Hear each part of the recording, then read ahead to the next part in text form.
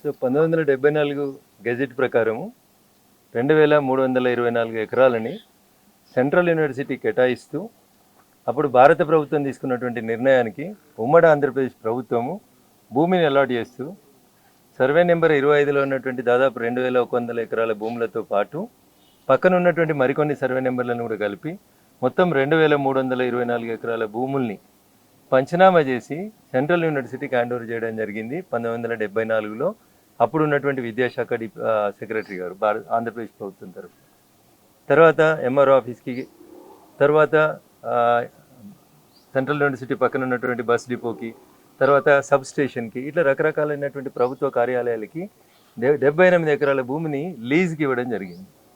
So దీంట్లో అనేక రకాలైనటువంటి వివాదాలు అంశాలు జరిగిన తర్వాత తెలంగాణ ప్రభుత్వం వచ్చే కంటే ముందు, తెలంగాణ రాష్ట్ర ఏర్పాటు కంటే ముందు 2012వ సంవత్సరంలో అప్పటి రంగారెడ్డి జిల్లా కలెక్టర్ గారు CCLAకి ఒక ఉత్తరం రాసినారు.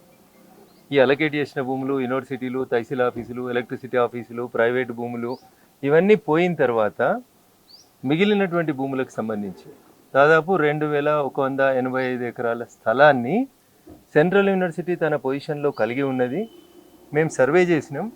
ఈ 2185 ఎకరాల భూమిని సెంట్రల్ యూనివర్సిటీ పేరు మీదకి అలనేట్ చేయమని చెప్పి 2012వ సంవత్సరంలో అప్పటి రంగారెడ్డి జిల్లా కలెక్టర్ గారు CCLAకి ఒక ఉత్తరం రాసినారు.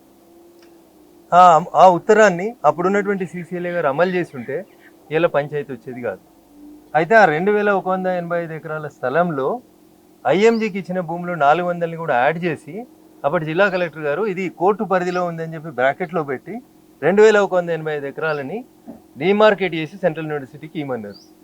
అంటే అప్పటి కలెక్టర్ గారు ఉమ్మడి ఆంధ్రప్రదేశ్ రాష్ట్ర ప్రభుత్వ నిర్ణయం ప్రకారం 2185 ఎకరాల భూమి సెంట్రల్ యూనివర్సిటీకి సంబంధించినటువంటి భూమి.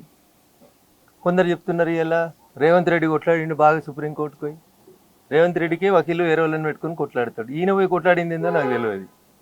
భూమి ఇచ్చింది 2004లో ఇచ్చింది అప్పుడు ఉన్నటువంటి ప్రభుత్వం, ఆంధ్రప్రదేశ్ ప్రభుత్వం. దాన్ని తర్వాత వచ్చినటువంటి ప్రభుత్వం 2006లో రద్దు చేసింది. దాని మీద కోర్టుకు పోయినరు. ప్రభుత్వం పోలే కోర్టుకి. రేవంత్ రెడ్డి పోలే, చంద్రశేఖరరావు పోలే, ఇంకా ఎల్ఐ పోలే, మల్లయ్య పోలేదు.